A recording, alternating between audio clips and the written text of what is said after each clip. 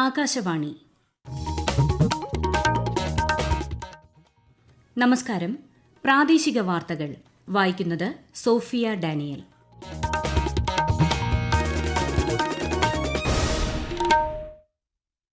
പ്രധാന വാർത്തകൾ. ലോക സമാധാനത്തിനും സുരക്ഷയ്ക്കും പുരോഗമന ആശയങ്ങൾക്കും വേണ്ടിയാണ് ഇന്ത്യൻ ജനത നിലകൊള്ളുന്നതെന്ന് പ്രധാനമന്ത്രി നരേന്ദ്രമോദി. മൂന്നാം മോദി സർക്കാരിന്റെ വിദേശനയം വിജയകരമാകുമെന്ന് വിദേശകാര്യമന്ത്രി എസ് ജയശങ്കർ. രാജ്യത്തിന്റെ സമ്പദ്വ്യവസ്ഥ 5ാം സ്ഥാനത്തേക്കെത്തിക്കാൻ ശ്രീ നരേന്ദ്രമോദിയുടെ നേതൃത്വത്തിലുള്ള കേന്ദ്ര സർക്കാരിന് കഴിഞ്ഞതായി വാർത്താവിതരണ പ്രക്ഷേപണ വകുപ്പ് മന്ത്രി അശ്വിനി വൈഷ്ണവ്. മെഡിക്കൽ പ്രവേശനത്തിനുള്ള നീറ്റ് യുജി പരീക്ഷയിൽ ക്രമക്കേട് ആരോപിച്ച് സമർപ്പിച്ച ഹർജിയിൽ നാഷണൽ ടെസ്റ്റിംഗ് ഏജൻസിക്ക് സുപ്രീംകോടതിയുടെ നോട്ടീസ്.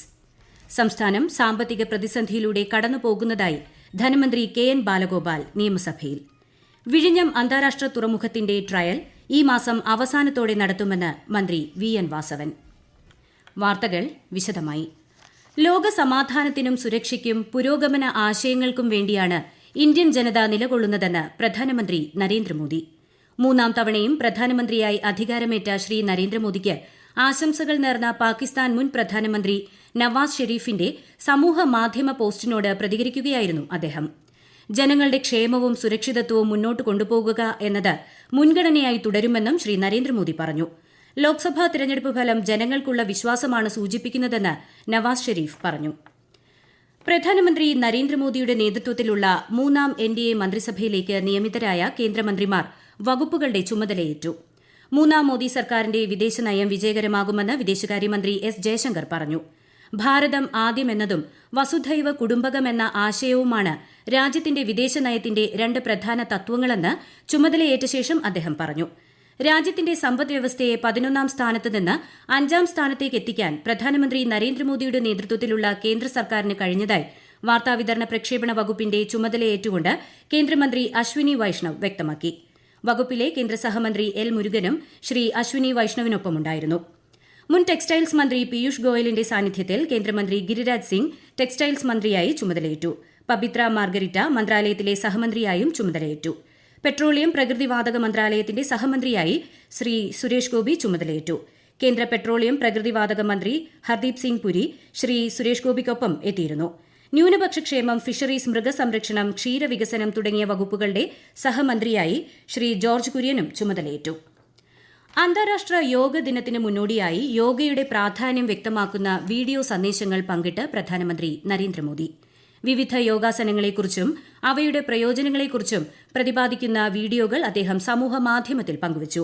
സ്ഥിരമായി യോഗ പരിശീലിക്കാൻ ഈ സന്ദേശം പ്രചോദനമാകട്ടെയെന്ന് പ്രധാനമന്ത്രി ആശംസിച്ചു. ഈ മാസം 21-നാണ് അന്താരാഷ്ട്ര യോഗ ദിനം. പ്രധാനമന്ത്രി ആവാസ് യോജനയിലൂടെ രാജ്യത്തെ 3 കോടി ഭവനങ്ങൾ നിർമ്മിക്കുന്നതിന് സഹായം നൽകാൻ കേന്ദ്ര മന്ത്രിസഭായോഗ തീരുമാനം. ഗ്രാമങ്ങളിലും നഗരങ്ങളിലും ഭവനങ്ങൾ നിർമ്മിക്കുന്നതിനാണ് സഹായം നൽകുന്നത്. മൂന്നാം എൻഡിഎ സർക്കാരിന്റെ ഇന്നലെ ന്യൂഡൽഹിയിൽ ചേർന്ന ആദ്യ മന്ത്രിസഭാ യോഗത്തിലാണ് ഈ തീരുമാനം കൈക്കൊണ്ടത്. പ്രധാനമന്ത്രി നരേന്ദ്രമോദിയുടെ അധ്യക്ഷതയിലായിരുന്നു യോഗം. മെഡിക്കൽ പ്രവേശനത്തിനുള്ള നീറ്റ് യുജി പരീക്ഷയിൽ ക്രമക്കേട് ആരോപിച്ച് സമർപ്പിച്ച ഹർജിയിൽ സുപ്രീംകോടതി നാഷണൽ ടെസ്റ്റിംഗ് ഏജൻസിക്ക് നോട്ടീസ് നൽകി. ശിവാംഗി മിശ്രയും മറ്റ് 9 പേരും നാഷണൽ ടെസ്റ്റിംഗ് ഏജൻസിക്കെതിരെ നൽകിയ ഹർജിയിലാണ് നടപടി. പരീക്ഷയുടെ വിശ്വാസ്യത ചോദ്യം ചെയ്യപ്പെട്ടതായി പരമോന്നത കോടതി നിരീക്ഷിച്ചു. എന്നാൽ നീറ്റ് പരീക്ഷയുടെ കൌൺസിലിംഗ് നിർത്തിവെക്കണമെന്ന ആവശ്യം സുപ്രീംകോടതി തള്ളി. വിഷയത്തിൽ കോടതി അടുത്ത മാസം 8-ാം തീയതി വീണ്ടും വാദം കേൾക്കും. രാജ്യത്ത് ഓഹരി അധിഷ്ഠിത മ്യൂച്വൽ ഫണ്ടുകളുടെ വരവിൽ ശ്രദ്ധേയമായ കുതിപ്പ്. മെയ് മാസത്തിൽ 34,697 കോടി രൂപയുടെ റെക്കോർഡ് നിക്ഷേപമാണ് എത്തിയത്. Association of mutual funds of India amphi പുറത്തുവിട്ട കണക്കുകൾ പ്രകാരം മുൻ മാസത്തെ അപേക്ഷിച്ച് 83.42% വർധന നിക്ഷേപങ്ങളിലുണ്ടായി. രാജ്യത്തെ ഓഹരി വിപണികളിൽ നേട്ടം. ബോംബെ ഓഹരി സൂചിക സെൻസെക്സ് 199 പോയിന്റ് ഉയർന്ന് 76,689-ലും ദേശീയ ഓഹരി സൂചിക നിഫ്റ്റി 61 പോയിന്റ് നേട്ടത്തിൽ 23,320-ലും വ്യാപാരം തുടരുന്നു. സ്വർണ്ണവിലയിൽ വർധന. പവന് 120 രൂപ കൂടി 52,680 രൂപയും ഗ്രാമിന് 6,585 രൂപയുമാണ് ഇന്നത്തെ വില. ഒഡീഷയിൽ ബിജെപി സർക്കാരിന്റെ സത്യപ്രതിജ്ഞ നാളെ. മുഖ്യമന്ത്രി തീരുമാനിക്കുന്നതിന് നിയമസഭാ കക്ഷിയോഗം ഇന്ന് ഭുവനേശ്വരിൽ ചേരും. നിയമസഭാ കക്ഷി നേതാവിനെ തിരഞ്ഞെടുക്കുന്ന നടപടിക്രമങ്ങൾ നിരീക്ഷിക്കാൻ കേന്ദ്രമന്ത്രിമാരായ രാജ്നാഥ് സിംഗിനെയും ഭൂപേന്ദ്ര യാദവിനെയും ബിജെപി ചുമതലപ്പെടുത്തിയിട്ടുണ്ട്. അതേസമയം ആന്ധ്രാപ്രദേശ് മുഖ്യമന്ത്രിയായി ടിഡിപി അധ്യക്ഷൻ എൻ ചന്ദ്രബാബു നായിഡു നാളെ സത്യപ്രതിജ്ഞ ചെയ്യും. ഗസയിൽ സമ്പൂർണ്ണ വെടിനിർത്തലിനുള്ള പ്രമേയം UN സുരക്ഷാ സമിതി അംഗീകരിച്ചു. സമ്പൂർണ്ണ സൈനിക പിന്മാറ്റവും ഗസയുടെ പുനർനിർമ്മാണവും ആവശ്യപ്പെടുന്നതാണ് പ്രമേയം. സുരക്ഷാ കൌൺസിലിലെ 15 അംഗങ്ങളിൽ 14 പേർ പ്രമേയത്തെ അനുകൂലിച്ചു. റഷ്യ വിട്ടുനിന്നു. ഈ വാർത്തകൾ ആകാശവാണിയിൽ നിന്ന്. മലബാറിലെ +1 സീറ്റ് പ്രതിസന്ധിയിൽ നിയമസഭയിൽ ഇന്ന് പ്രതിപക്ഷ വാക്കൌട്ട്. അടിയന്തര പ്രമേയത്തിന് സ്പീക്കർ അവതരണാനുമതി നിഷേധിച്ചതിൽ പ്രതിഷേധിച്ചാണ് പ്രതിപക്ഷം സഭയിൽ നിന്നും ഇറങ്ങിപ്പോയത്. മലബാറിലെ +1 സീറ്റ് പ്രതിസന്ധി സഭ നിർത്തിവച്ച് ചർച്ച ചെയ്യണമെന്ന് ആവശ്യപ്പെട്ട് പ്രതിപക്ഷത്തു നിന്നും N ഷംസുദ്ദീനാണ് അടിയന്തര പ്രമേയം അവതരിപ്പിക്കാൻ അനുമതി തേടിയത്. 10,000-കണക്കിന് വിദ്യാർത്ഥികളുടെ ഉപരിപഠനം പ്രതിസന്ധിയിലാണെന്ന് പ്രതിപക്ഷം ആരോപിച്ചു. ആദ്യ അലോട്ട്മെന്റ് കഴിഞ്ഞിട്ടും മലപ്പുറത്ത് 17,000 സീറ്റുകൾ ഒഴിഞ്ഞുകിടക്കുകയാണെന്ന് പ്രതിപക്ഷ നേതാവ് VD സതീശൻ പറഞ്ഞു. SSLC പാസ്സായ വിദ്യാർത്ഥികൾക്ക് ഉപരിപഠനത്തിന് യാതൊരു പ്രതിസന്ധിയും മലബാർ മേഖലയിൽ ഇല്ലെന്ന് വിദ്യാഭ്യാസ മന്ത്രി V ശിവൻകുട്ടി മറുപടി നൽകി. 3 അലോട്ട്മെന്റുകൾക്ക് ശേഷം സീറ്റിൽ കുറവുണ്ടാകുന്നുണ്ടെങ്കിൽ പരിഹരിക്കുമെന്നും അദ്ദേഹം അറിയിച്ചു. സീറ്റ് പ്രതിസന്ധിയില്ലാത്തതുകൊണ്ടുതന്നെ വിഷയം സഭ നിർത്തിവച്ച് ചർച്ച ചെയ്യേണ്ട സാഹചര്യമില്ലെന്നും മന്ത്രി പറഞ്ഞു. മന്ത്രിയുടെ മറുപടിയെ തുടർന്ന് സ്പീക്കർ അടിയന്തര പ്രമേയത്തിന് അവതരണാനുമതി നിഷേധിച്ചു. ഇതിൽ പ്രതിഷേധിച്ച് പ്രതിപക്ഷം സഭയിൽ നിന്ന് ഇറങ്ങിപ്പോയി. സംസ്ഥാനത്ത് കഴിഞ്ഞ കുറച്ചു മാസങ്ങളായി സാമ്പത്തിക പ്രതിസന്ധി നേരിടുന്നു എന്നത് ഒരു വസ്തുതയാണെന്ന് ധനമന്ത്രി KN ബാലഗോപാൽ. സാമ്പത്തിക പ്രതിസന്ധികൾക്കിടയിലും ആനുകൂല്യങ്ങൾ പരമാവധി വിതരണം ചെയ്യാൻ സർക്കാർ ശ്രമിച്ചിട്ടുണ്ടെന്നും അദ്ദേഹം നിയമസഭയിൽ വ്യക്തമാക്കി. വിഴിഞ്ഞം അന്താരാഷ്ട്ര തുറമുഖത്തിന്റെ ട്രയൽ ഈ മാസം അവസാനത്തോടെ നടത്തുമെന്ന് മന്ത്രി VN വാസവൻ. പദ്ധതിയുടെ 88% ഇതുവരെ പൂർത്തിയായതായി അദ്ദേഹം നിയമസഭയിൽ ചോദ്യോത്തരവേളയിൽ അറിയിച്ചു. പദ്ധതി പൂർത്തിയാകുമ്പോൾ പ്രത്യക്ഷത്തിൽ 2,500-ലേറെ തൊഴിലവസരങ്ങൾ ഉണ്ടാകുമെന്നും അദ്ദേഹം പറഞ്ഞു. സംസ്ഥാനത്തെ കോളേജ് ക്യാമ്പസുകളിൽ വ്യവസായ പാർക്ക് തുടങ്ങുന്നതിന് 80ഓളം കോളേജുകൾ താൽപര്യം പ്രകടിപ്പിച്ചിട്ടുണ്ടെന്ന് മന്ത്രി P രാജീവ്. നിയമസഭയിൽ ചോദ്യോത്തരവേളയിൽ സംസാരിക്കുകയായിരുന്നു അദ്ദേഹം.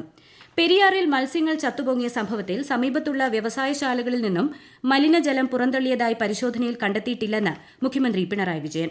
വിഷയം സംബന്ധിച്ച ശ്രീ TJ വിനോദിന്റെ സബ്മിഷനുള്ള മറുപടിയിലാണ് അദ്ദേഹം ഇക്കാര്യം വ്യക്തമാക്കിയത്. സംസ്ഥാനത്ത് അടുത്ത 4 ദിവസം ശക്തമായ കാറ്റിനും വ്യാപക മഴയ്ക്കും സാധ്യതയുണ്ടെന്ന് കേന്ദ്ര കാലാവസ്ഥാ വകുപ്പ്. ഇന്ന് കണ്ണൂർ, കാസർഗോഡ് ജില്ലകളിൽ ഓറഞ്ച് ജാഗ്രതയും വയനാട്, കോഴിക്കോട്, മലപ്പുറം, തൃശൂർ, എറണാകുളം, ആലപ്പുഴ, പാലക്കാട് ജില്ലകളിൽ മഞ്ഞ ജാഗ്രതയും പ്രഖ്യാപിച്ചിട്ടുണ്ട്. കേരള, കർണാടക, ലക്ഷദ്വീപ് തീരങ്ങളിൽ ഇന്നും നാളെയും മത്സ്യബന്ധനത്തിന് വിലക്കുണ്ട്. 2020 പുരുഷ ലോകകപ്പ് ക്രിക്കറ്റിൽ ഇന്ന് പാകിസ്ഥാൻ കാനഡയെ നേരിടും. ന്യൂയോർക്കിൽ രാത്രി 8 മണിക്കാണ് മത്സരം. കഴിഞ്ഞ 2 മത്സരങ്ങളിൽ പരാജയപ്പെട്ട പാകിസ്ഥാന് ഇന്നത്തെ മത്സരം നിർണായകമാണ്. 2026-ലെ ഫിഫ ലോകകപ്പിലേക്കുള്ള യോഗ്യതാ മത്സരത്തിൽ ഇന്ത്യ ഇന്ന് ഖത്തറിനെ നേരിടും. ദോഹയിൽ രാത്രി 9:15-നാണ് മത്സരം.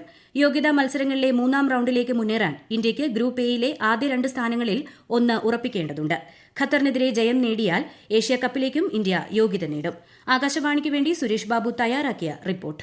2 പതിറ്റാണ്ടുകാലം ഇന്ത്യൻ നിരയിൽ തിളങ്ങിയുന്ന സുനിൽ ഛേത്രിയുടെ വിരമിക്കലിന് ശേഷമുള്ള ആദ്യ മത്സരമായതുകൊണ്ട് തന്നെ മികവ് തെളിയിക്കേണ്ടതിന്റെ ഉത്തരവാദിത്തം കോച്ച് ഇഗോർ സ്റ്റെമാച്ചിനും നീലപ്പടയ്ക്കുമുണ്ട്. ഗോൾ കീപ്പർ ഗുർപ്രീത് സിംഗ് സന്ധുവാണ് ഇന്ത്യയുടെ പുതിയ നായകൻ. 3ാം റൌണ്ട് ഉറപ്പാക്കിയതിനാൽ മുൻനിര താരങ്ങൾക്ക് വിശ്രമം നൽകിയാവും ഖത്തർ ടീമിനെ കളത്തിലെത്തിക്കുക. മലയാളി താരം കണ്ണൂർ വളപട്ടണം സ്വദേശി തഹസിൻ മുഹമ്മദ് ഖത്തർ ടീമിലുണ്ടാകുമെന്നത് ഗാലറിയിൽ ആവേശം നിറയ്ക്കും. അൻവർ അലി, മെഹ്താബ് സിംഗ്, നിഖിൽ പൂജാരി, രാഹുൽ ബേക്കെ എന്നിവരുൾപ്പെട്ട ഇന്ത്യൻ പ്രതിരോധം ഖത്തർ യുവനിരയെ പിടിച്ചുകെട്ടാൻ പോന്നവർ തന്നെ. ഫിനിഷിംഗിലെ പോരായ്മകൾ തീർത്ത് ലക്ഷ്യം സാധ്യമാക്കിയാൽ ഇന്ത്യൻ ഫുട്ബോളിന് ചരിത്രം കുറിക്കാം. കനത്ത മഴയെ തുടർന്ന് ദേവികുളം ഗ്യാപ് റോഡിലേക്ക് മലമുകളിൽ നിന്നും കല്ലും മണ്ണും പതിച്ചു. ബൈസൺ വാലിക്കുള്ള ചെമ്മണ്ണാർ ഗ്യാപ് റോഡ് ആരംഭിക്കുന്ന ഭാഗത്തിന് സമീപമാണ് കല്ലും മണ്ണും ഇടിഞ്ഞു വീണത്. തൃശൂർ മുളങ്കുന്നത്തുകാവ് പഞ്ചായത്തിൽ സ്ഥിതി ചെയ്യുന്ന പൂമല ഡാമിലെ ജലനിരപ്പ് 28 അടിയായി ഉയർന്ന സാഹചര്യത്തിൽ ഡാമിന്റെ 2 സ്പിൽവേ ഷട്ടറുകൾ 2.5 സെന്റിമീറ്റർ വീതം തുറന്നതായി അസിസ്റ്റന്റ് എക്സിക്യൂട്ടീവ് എഞ്ചിനീയർ അറിയിച്ചു. ലോക്സഭയിലേക്ക് വീണ്ടും തെരഞ്ഞെടുക്കപ്പെട്ട കോൺഗ്രസ് നേതാവ് രാഹുൽ ഗാന്ധി നാളെ വയനാട്ടിലെത്തും.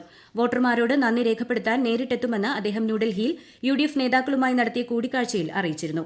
അതേസമയം തിരഞ്ഞെടുപ്പ് വിജയത്തിൽ ജനങ്ങൾക്ക് നന്ദി പറയാനുള്ള കോൺഗ്രസിന്റെ ധന്യവാദ് യാത്രയ്ക്ക് ഇന്ന് ഉത്തർപ്രദേശിൽ തുടക്കമാകും. പ്രധാന വാർത്തകൾ വീണ്ടും. ലോക സമാധാനത്തിനും സുരക്ഷയ്ക്കും പുരോഗമന ആശയങ്ങൾക്കും വേണ്ടിയാണ് ഇന്ത്യൻ ജനത നിലകൊള്ളുന്നതെന്ന് പ്രധാനമന്ത്രി നരേന്ദ്രമോദി.